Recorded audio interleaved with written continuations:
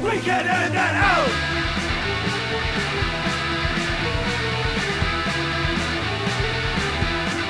We can end that out!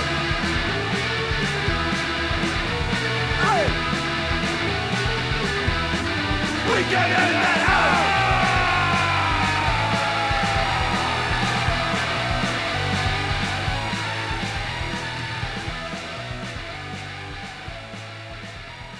And we're back. There it is. Okay, we can't start until we do that. You That's know this. true. That's our catchphrase. We should do an episode about catchphrases sometime. Did we try to do that? No, I think we just talked about it drunkenly at a bar one time.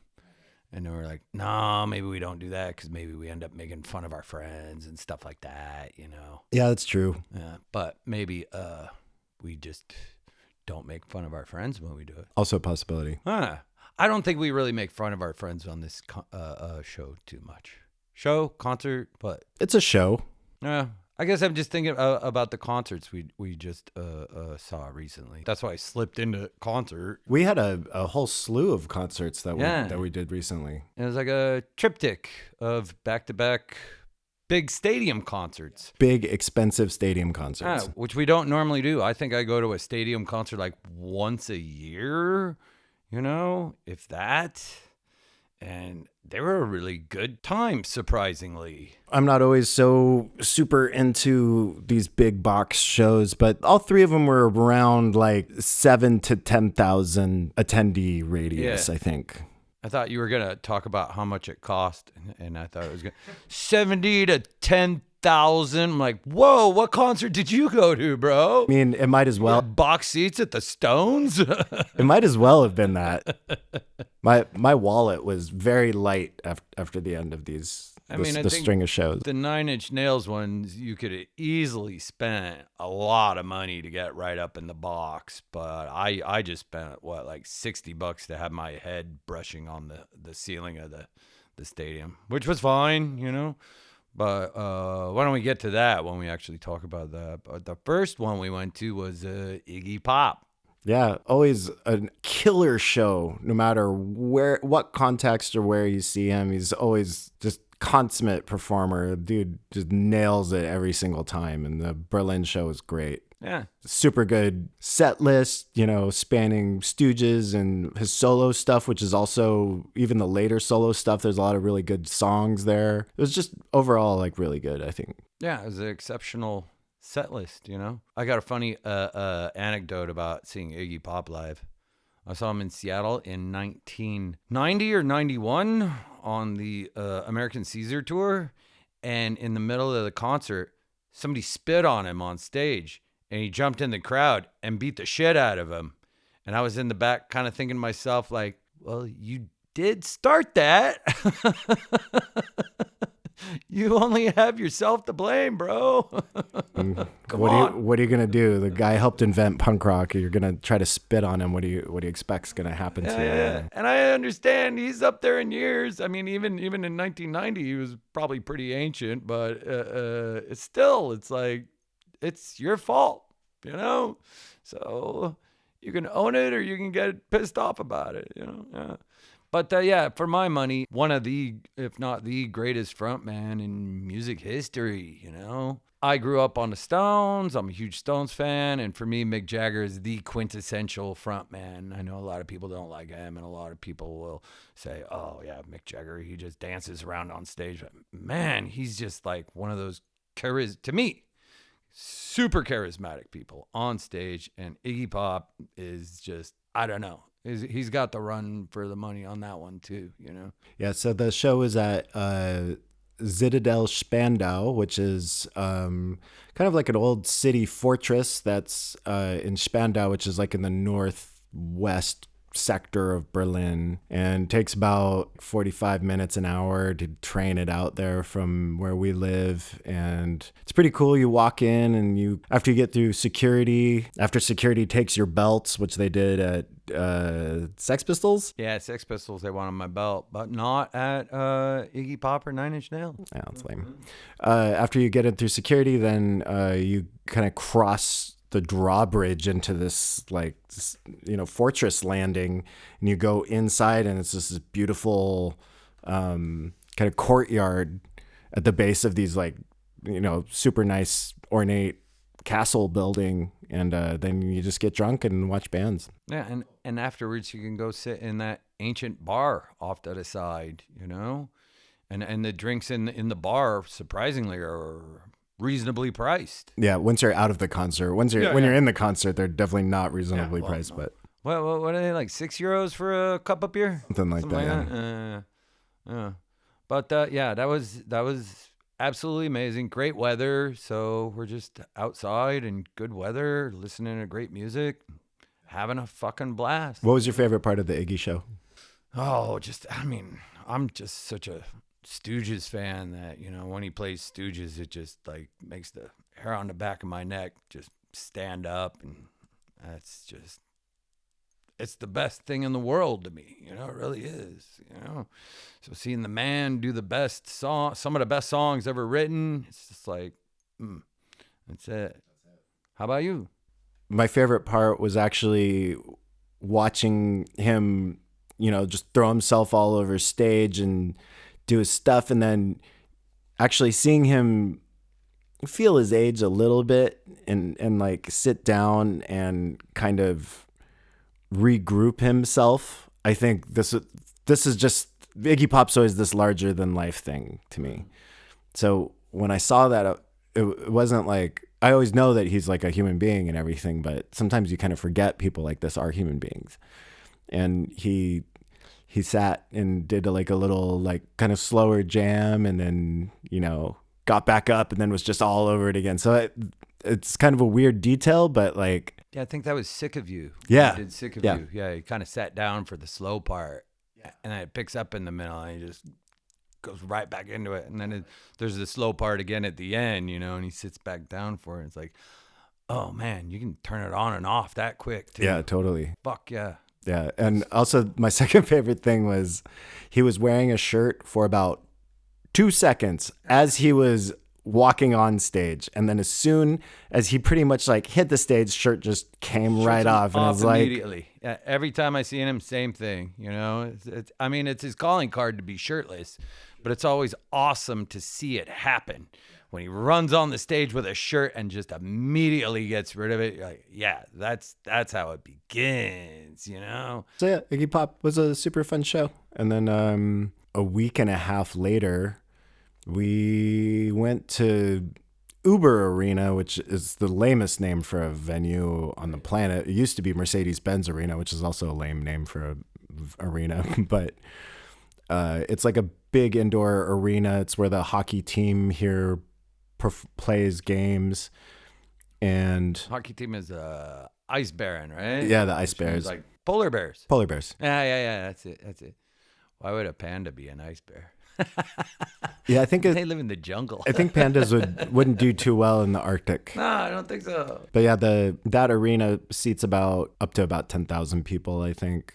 Maybe around 8,000, something like that. But what was crazy about that show is, Nine Inch Nails, whether you're a fan or not, they always really put a lot of money and effort into making a really big stage show. And really crazy lights, and they really transformed the inside of that space. Because I've been to that arena a couple times to see The Cure and some other big concerts. Not very much. Dead Can Dance, I think I saw there too. Wow, when you walked into that place, they made this look like a fucking techno factory or something. They had these dark red LED lights that went in a big line from the front of the stage all the way to the back, and they had set up a mid stage in the center of the crowd. And they were kind of bouncing back and forth, and there was focused smoke machine, which I thought was really cool. smoke machine that was like coming from the ceiling down or vice versa. So it wasn't like really spread out everywhere. It was just like focused on certain areas. Yeah, that was cool. And wow, that show was nuts. It was super good. You know, I thought was interesting about that show. I can't remember where you were sitting. Did you have like a mid-level seat? We were right up front. Cool, but cool. in the seated section on the ground level. But the thing I was thinking when I watched that concert is that I've been up in the nosebleeds before, and I've been right up front. And these days, I won't even go to a big stadium concert unless I spend the double extra money and get right up front. Because I'm like, what's the fucking point? Why wouldn't I just watch the live video at home and turn the lights out, you know? Save a shitload of money. But with 9 Inch Nails sitting in the absolute nosebleed section, I had an interesting view of the entire light spectacle that I realized the people right up front did not have. And I really kind of appreciated that view that I did have. So I thought that was interesting. It was cool.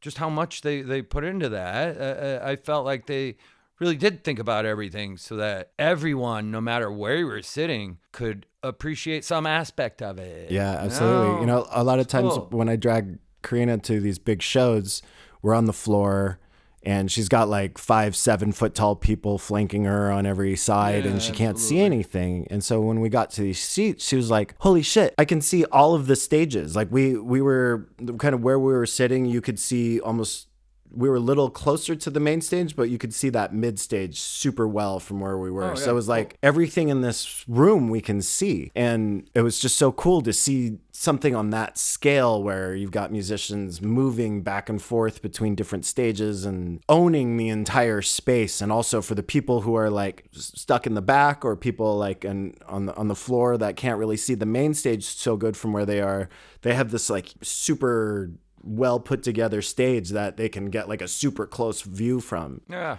That was really cool, I thought. Yeah, it's great. Absolutely. From there, another week. It was like 5 days later. 5 days, or even shorter, like 3 days. It was 3 days. It was the same week. We went to 9 Inch Nails on like Monday, and then the Sex Pistols on Thursday. And it was the Sex Pistols without Johnny Rotten singing, which I, these days, was looking forward to more than if he would have been singing. Because I think he's just kind of turned into a nasty piece of shit of a human being. He's kind of turned into a caricature of himself a little bit. And borderline right wing, you know. And I thought Frank Carter, you know, even though I don't really care for his other stuff, but he was young and he had energy. And it was cool, you know, and we didn't get so close because we kind of stayed by each other at that one. We didn't get so close that it even really mattered, you know? Yeah, true. It was just cool hearing the music, and it was cool because, I mean, Anarchy in the UK is one of the first punk songs I ever heard. It was, this is a true story. It was the theme song to this horror movie that I saw when I was like maybe 12 years old. And I remember seeing it going, wow, that's fucking it. You know, that's the spirit of life that I'm into, you know. And then when I saw them later on Night Flight, you know, that was on like US channel or something weird like that on cable, and then it all was like, oh, this is that band, oh, I have to follow this, you know.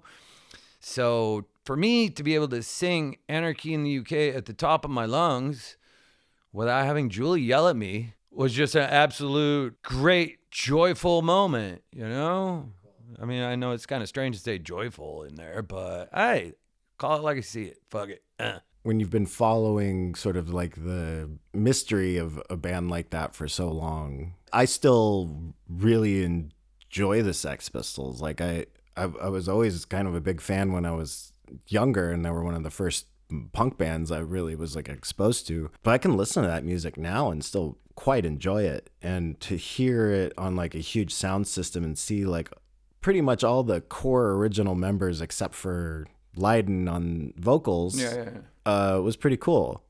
It was really cool. And the interesting thing that I was just thinking about is all three of those bands are bands that people in the punk scene will tend to talk shit about for one reason or another, but also they're also guilty pleasure for a lot of the people who will talk shit about them. And to me, I'm not the hugest Nine Inch Nails fan. I kind of went for the visuals, but maybe you could talk about that a little bit.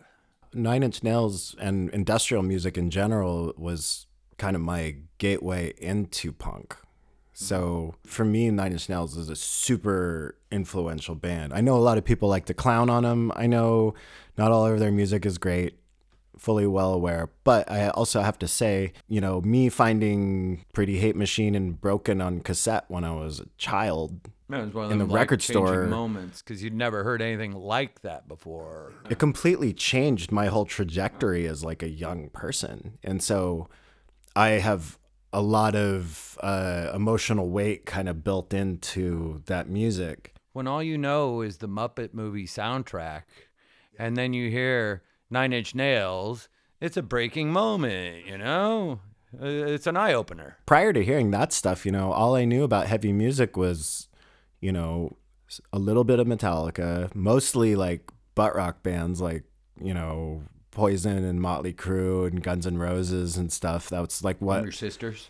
Yeah, and Of course. and my friends too. I mean, like right. Growing up in the 80s, everybody was pretty stoked on Motley Crue and Poison. Yeah. I mean, I was too until I heard the Sex Pistols, and then it was like that whole like, oh, this is real rebellious lyrics. You can say what you want about the rebellion of the band or their politics, but the lyrics of Anarchy in the UK are really gonna shock the shit out of a fucking early teen kid into stupidity. Yeah. I don't know. Maybe that's a weird way to see it, but Funny story, like I got into the Sex Pistols through Motley Crue because Yeah, Motley there you Crue had they covered Anarchy in the UK, but they called it Anarchy in the USA. And so I had this like Megadeth did as well. Are you sure you're not mixing up I'm the two? 100% positive. Motley Crue on the Decade of Decadence cassette, which I had, came out in like 91 or something, 90. Okay. They did it was a live track, and it was Anarchy in the USA. And I started like looking into it a little more. I'm like, oh, this is a song by the Sex Pistols. And then I found Nevermind the Bollocks on cassette, but with no artwork. I found it, just the cassette in a jewel case in a record shop in Boulder. And I bought it and I started listening to it. I was like, yeah, this is cool too. This is kind of like the faster, heavier Motley Crue stuff. And I had no idea what I was actually listening to. And then it all kind of came full circle after I got into punk and I started like reading about it more. And then I was like, holy shit, the Sex Pistols cassette that I've been listening to this whole time, this was actually punk rock. And I didn't really understand it at the time. There it is. I was just, because I didn't have any artwork or pictures or anything. So I just imagined them being like some big hair band with spandex and like red cowboy boots, like walking around like pretty vacant. But that's the thing, is a lot of people clown on the Pistols about being not punk, or a put together boy band by Malcolm McLaren, or total sellouts, all of this and that. But to me, that's just, Nevermind the Bollocks is just a great rock and roll record, and I don't really care to classify it as anything else, Just a great rock and roll record. It has one of the best guitar sound on it. It's fucking cool. It has one of the best guitar productions out of any album. Cookie's fucking on time, solid. He's like the Charlie Watts of fucking I'm gonna say punk music, but even though people might dispute whether it's punk or not, but whatever. He's the Charlie Watts of 77. There you go. And then there's Iggy Pop, who people will clown on for, selling luxury cruises with Lust for Life, which is a song about heroin, which I always thought was very, very funny.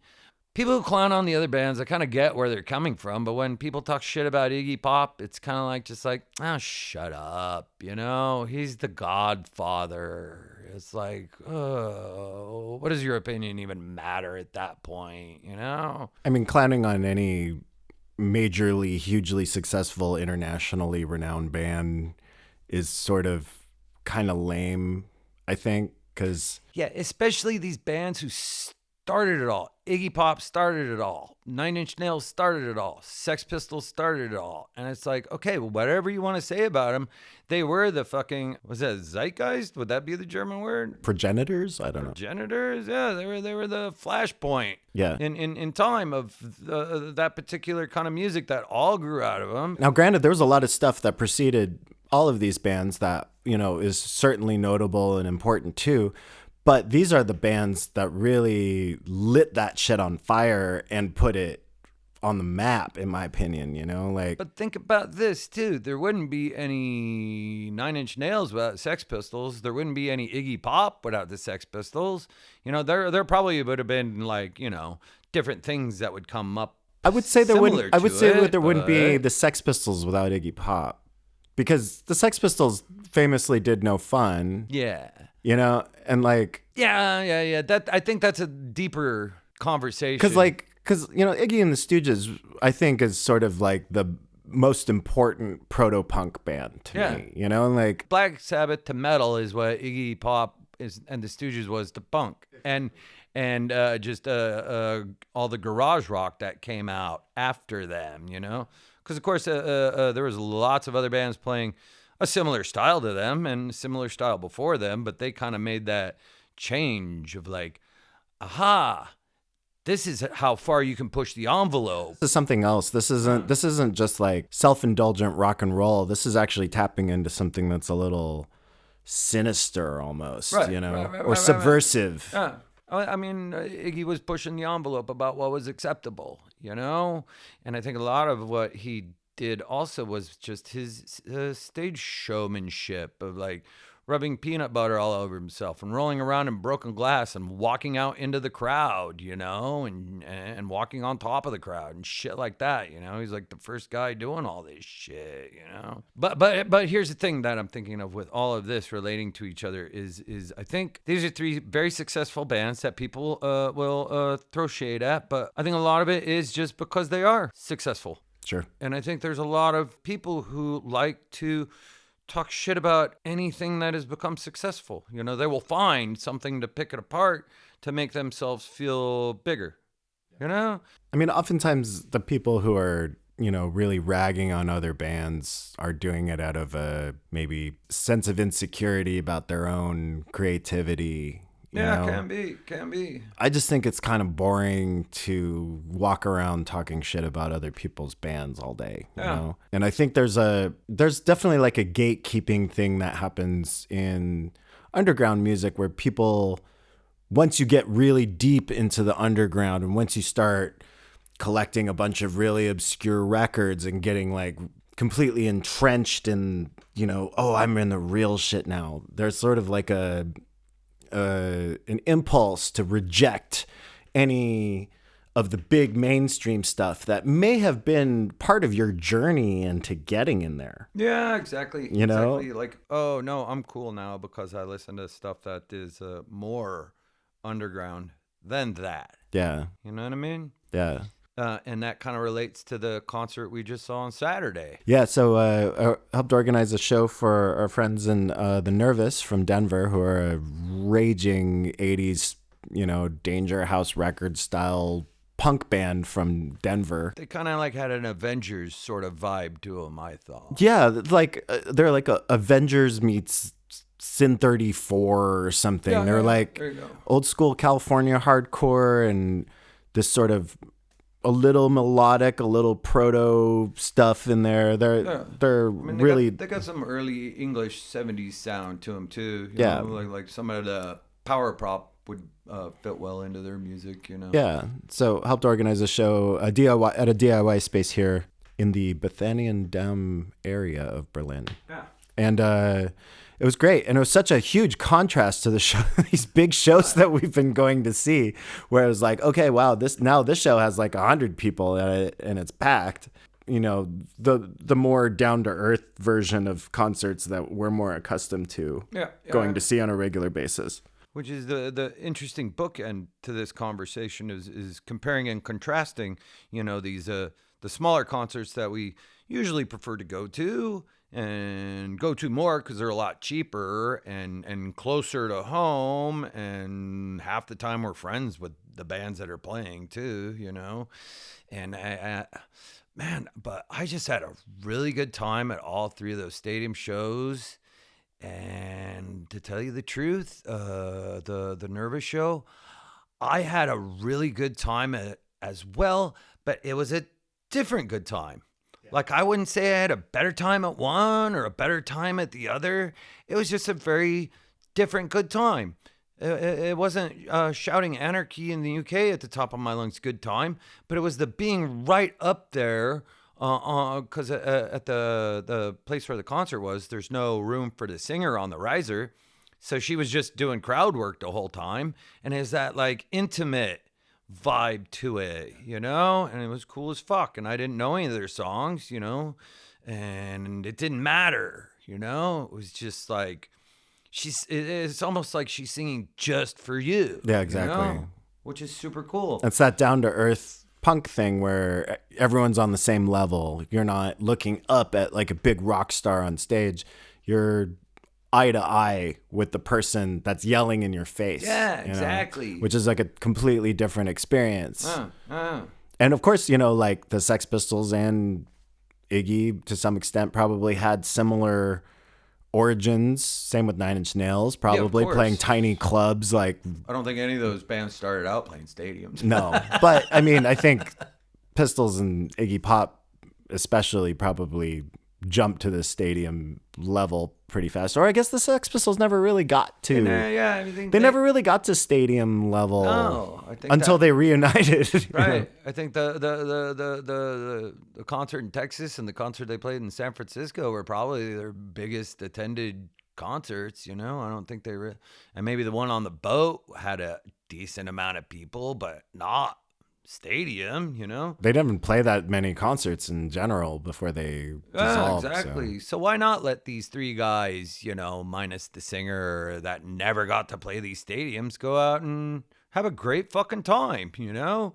And we had a great time too. You know, it was like turning off the bullshit detectors in our brains, you know, and just going like, hey, we're going to have a good time. And half the reason we went too was to kind of contrast it with Iggy Pop. It's a good place for a cigarette, though, right? Good place for a cigarette. Let's take a break. Okay, sounds good. Yeah, back in a minute.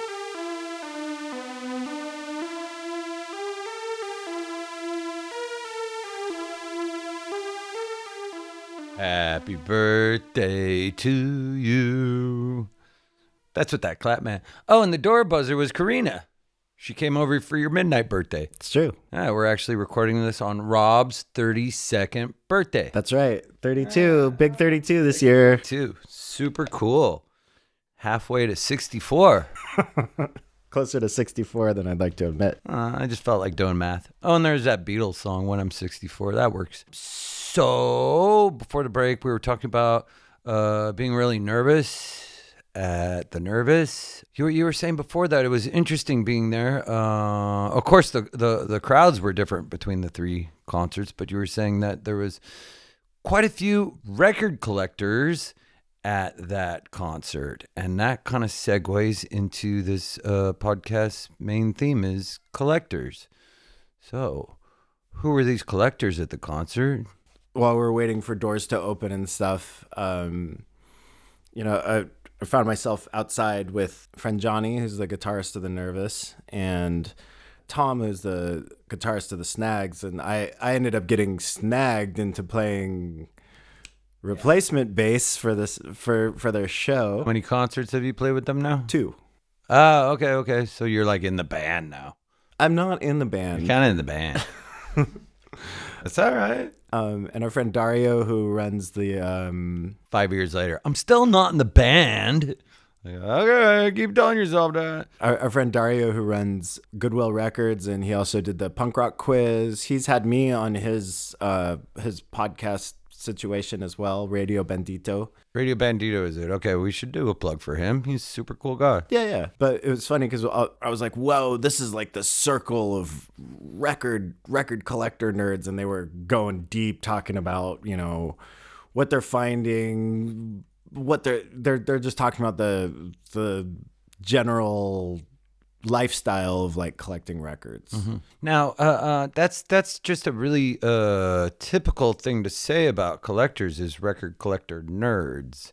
We never say record collector cool guys. Why is it that people who collect records or anything in general are thought to be nerds? To me, the term nerd isn't necessarily derogatory. Like, I think nerds to me are just people who are really deeply ingrained into a hobby or learning about things or general knowledge sort of collectors. So like, it's not, oh, this is like a social outcast that doesn't have any place at the table with like cool people. It's just like, no, this person has really wrapped themselves in very deeply into a passion, you know? So like, I don't really see the term nerd as derogatory necessarily. Right. Because I guess that is the quintessential definition of a nerd is just somebody who's become really wrapped up into something and they're passionate about it. You know, like a math nerd would just be somebody who's very passionate about that, and then a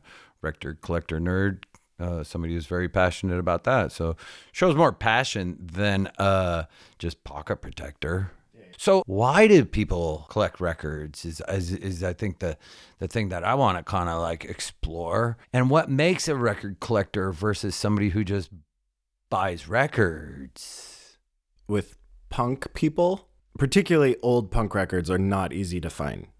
And when you start getting really deep into like learning about the history of punk, learning about really obscure bands and stuff, you start chasing after records. It's something I started doing when I first started collecting vinyl. When I first started collecting records, it was more of like a functional thing. Like I just needed things to listen to.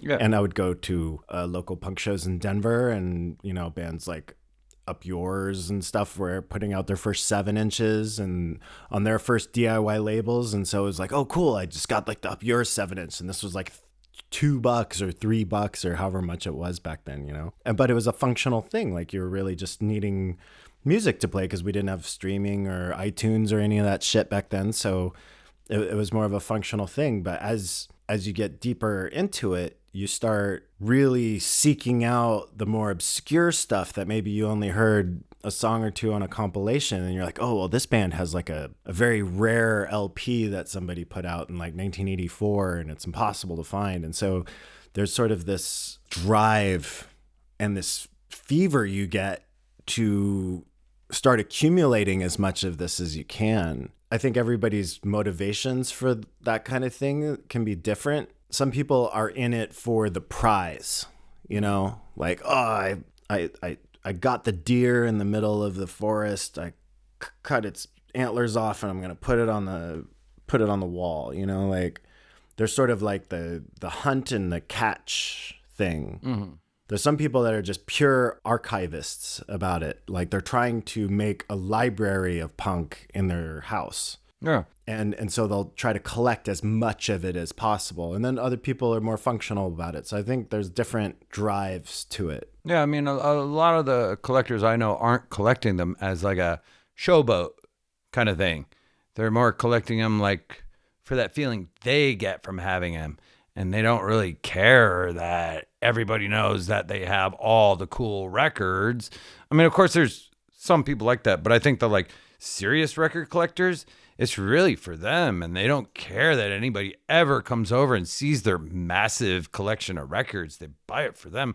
But one thing I was thinking of when you were talking about it is maybe it sounds funny, but it kind of reminded me of like the typical junkie mentality of that first hit's really good, and then you keep chasing after it to get that same feeling that you did from the first hit, and you just keep like, oh, that feeling from that first record at the DIY concert, and then more and more obscure and more obscure, and that charge you get, and like, oh god, now I really gotta track down that first soda pop and the Firebender 7-inch that they put out 2 of in 1976, and then you get it, you're like, that feels so good. Oh, okay.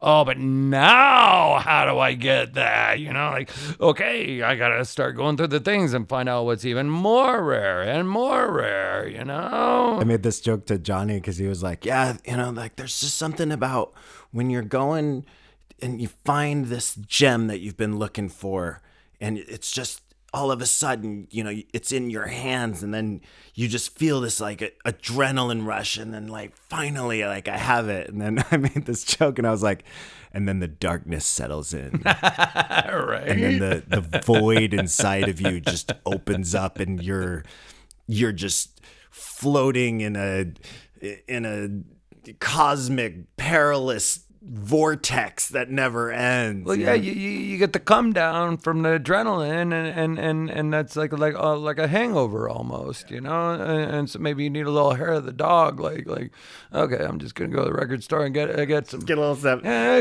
get a Portrait of Poverty 7-inch. Maybe that's okay. Oh, maybe that's okay, and then you're winding up again, like, okay, but I gotta and really start researching it again. And collecting can really borderline with addiction. I think of course. I think it can play well with like addictive personalities. I mean, I would be lying if I tried to pretend like there wasn't an addictive quality towards record collecting. I definitely get the serotonin hit too when I find something that I'm like, oh my God, this is so good. I have to have it on vinyl. Yeah. But I think that's not just record collecting as well. I think it's true for most collectors, I don't know that there's a collector out there that isn't doing it. I mean, yeah, of course, we said that there are many reasons that people collect stuff, but the quintessential collector does have that like sort of addict mentality to it. And I hope I'm not turning off any serious record collectors, because to me, that's not necessarily a bad thing.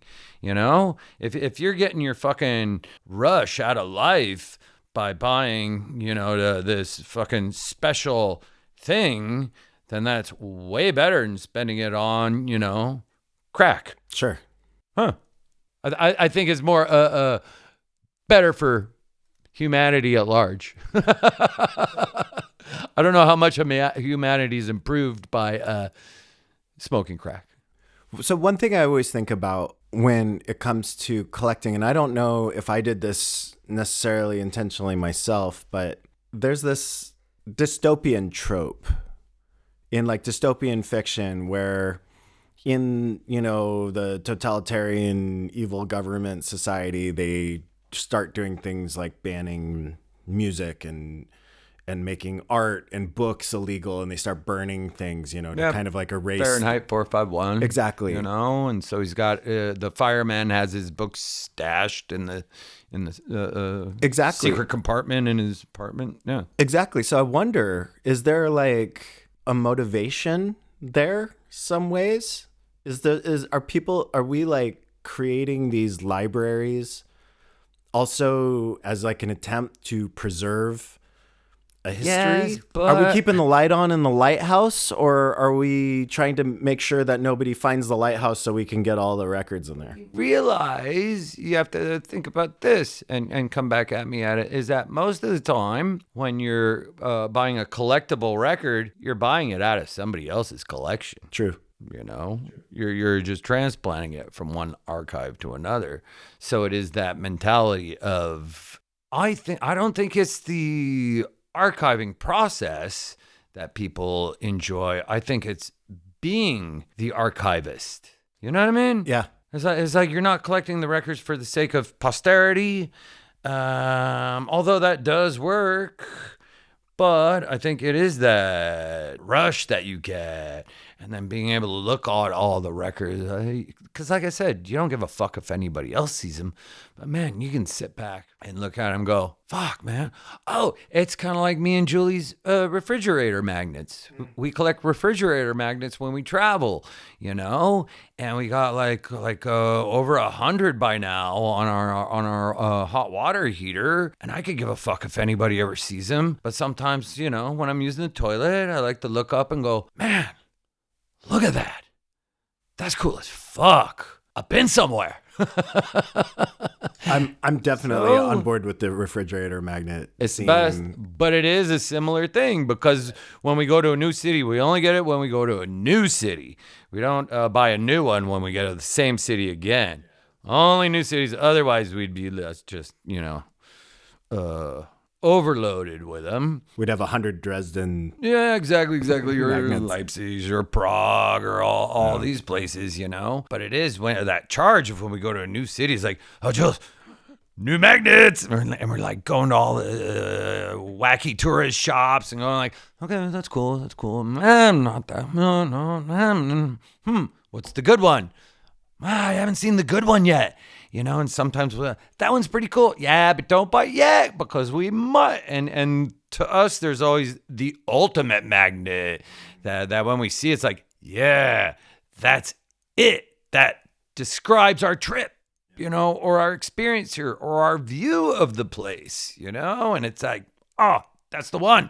And it's a similar rush. It's completely different than collecting records, but it is a similar rush. I think it falls into that whole collecting mentality that we've been talking about, It's interesting when you're like that perfect magnet that describes our experience.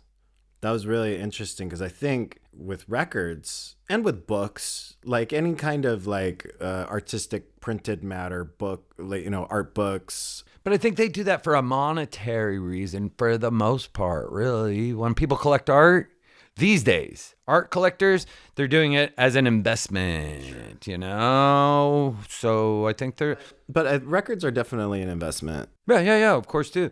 But I think most serious record collectors aren't collecting them to be able to sell them again at some point. I mean, but it happens when people fall on hard times. Of course, they sell their record collections, but I think it is a very difficult thing for a serious record collector to sell. I think it depends. I think some serious record collectors definitely pick things up with the intention that they might flip it later on, Okay, but I think a lot of that is like when a new thing comes out, like, oh, this new band just put out Splatter Wax. I got to get one of those because it'll appreciate over time. But when somebody's buying something that's already appreciated from the past, they're probably not going to let go of that one. No. But I mean, how often do bands come out with this colored vinyl limited to 500? Fuck, gotta get one of those. Yeah. Why? Does it sound any different? Did the red vinyl sound any different than the black vinyl? If it does, somebody please let me know. I could stand corrected. I've always heard that black vinyl sounds the best, but I don't know if it's true. I personally think so too. It could. I mean, I don't know. Like, it depends on the processing of the record too. And I think clear vinyl sounds the least good. Like even if it's like clear red. Yeah. I'm not just talking about clear in general. I'm like clear red, clear anything. A solid vinyl sounds better, and then solid black sounds the best. Huh? Yeah, sure. I don't know. Maybe we should ask Dario. I'm sure he's got a very lengthy answer to that. Okay, why did I open that can of worms? So speaking of can of worms, I think we've gotten that can of worms out and in the open. I think so too. Is there anything else you wanted to talk about with collecting? I'm always curious what the end state is. Is there an end to it? Like, I feel like the collector people I know are just on a perpetual course and it'll just never end until they're gone. But then after that, what happens? Like, you can't be buried with them. Right. In Johnny's case, they have 2 kids. Obviously, I would assume maybe the kids would probably inherit them, Yeah. So maybe that's like you buy a house and then the house is an investment for your kids. Sure. Because I think usually you don't make enough off of a house to really have it be a solid investment unless you have kids, or you're one of those super handy people that like builds it up real quick till your effort into it has quadrupled the value, But I think house in general just appreciates over time because of the property. But the property taxes increased, so I think it's more of a thing to give to your kids as an investment. Huh.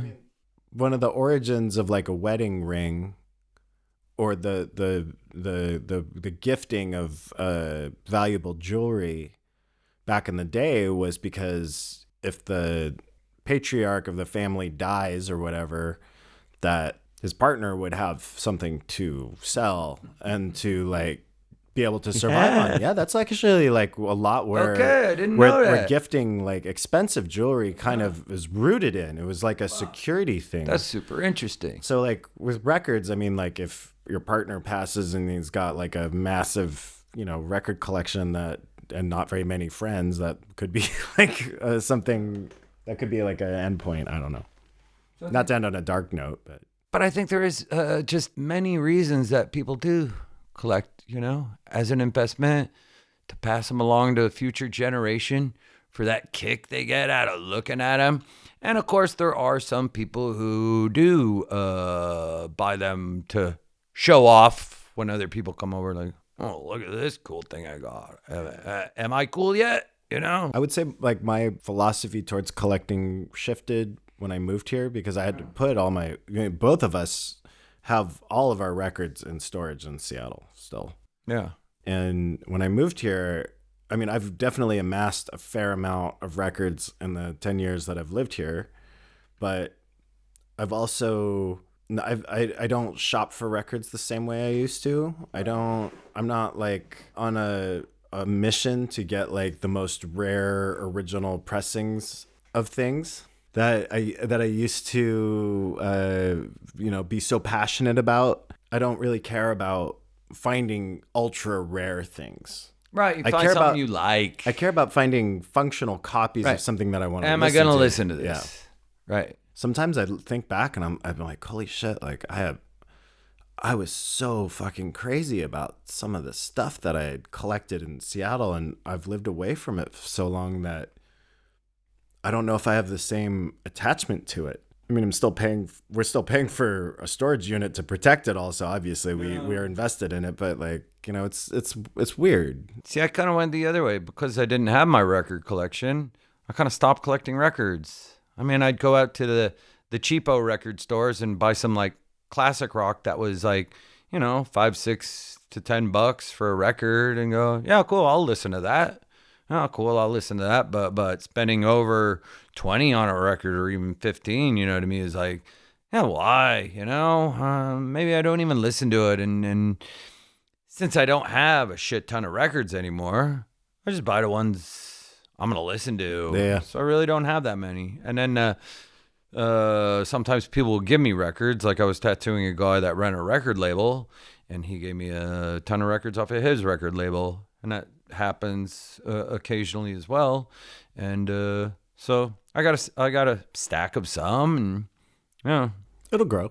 yeah. But I'm fine with it, I'm fine with it. But also, speaking of nerds in general, let's do our word nerd thing. Oh yeah, you got a German word? Jein. Is that a word? Yeah, it's ja and nein, and it means maybe or yes and no. Jein. Jein. Yeah, ja and nein. You can put them together and go jein. That's great. I love it. You want wine? Jein. Is that like saying "yano" in English? I had a Latvian grandpa who always said no ja, and I thought that was cool. So I always say no ja. Like, do you want to go or don't you? No ja. You know what I mean? I didn't really study the origin of it so much. I just know that it's said. I don't know. People could comment, tell me what they think of that word. Maybe the Germans will go, what the fuck are you talking about? Germans don't live in a gray area. It's either yes or no. In your word, what do you got? Okay, so my word this episode is Fremdschamen. Okay, did you say that right? I think so. It's not Fremdschamen? We got a thumbs up from the German. For me. For Rob. Okay. Fremdschamen. Fremdschamen. Fremd means foreign, and shaman means shame. So it's foreign shame. So it's actually the experience of feeling shame for someone else. So like if you're watching, for example, like Curb Your Enthusiasm or something. Or Mr. Bean. Or Mr. Bean, and the characters getting themselves, putting their foot in their mouth and just saying like the worst possible thing, and you start like cringing up and stuff. That's Fremdschamen. Okay. But there's no real English word for that. No. It's just like we just say like, oh, I just get so embarrassed whenever I watch this show, but we don't actually have a word for it, and the Germans do. It's No, we don't. Fremdschämen, or it's been Fremdgeschämt. Would you say? What's Fremdgeschämt? That's like the past participle. That's that's like if Word nerd. Past participle. Okay. All right. You just passed my participle. Well, that's good. Okay, cool. that's good. We got the words out there. And on that note, we should go celebrate your midnight birthday at, want to take a guess where we're going? Maybe to Tagung. Let's go to Tagung. Let's go to Tagung. All right, see you next time. All right. Ciao. Ciao. Oh, don't forget to rate and review and stuff like that. Yeah. Click that like and subscribe button. Yeah, you can't speak English anymore. You're just thinking about German, That's all right. Find us wherever you get your stories, and say nice things and tell your friends and spread the word. Yeah, definitely. Yeah. Ciao. Tschüss.